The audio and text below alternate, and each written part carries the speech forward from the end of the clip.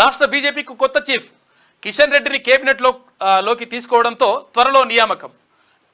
రేసులో డీకే అరుణ, అరవింద్, రఘునందన్ రావు సామాజిక సమీకరణాల పరిగణలోకి నేతలతో చర్చలు జరుపుతున్న హైకమాండ్ అంటూ ఒక వార్త కనిపిస్తూ ఉంది.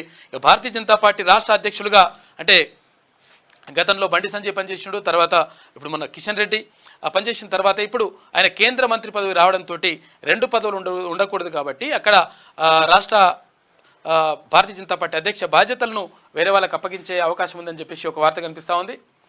రాష్ట్రంలో బీజేపీకి కొత్త సారథి రానున్నారు. ప్రస్తుతం కొనసాగుతున్న బీజేపీ స్టేట్ చీఫ్ కిషన్ రెడ్డికి మరోసారి కేంద్ర మంత్రిగా అవకాశం ఇవ్వడంతో రాష్ట్రంలో పార్టీ అధ్యక్ష మార్పు అనివార్యమైంది.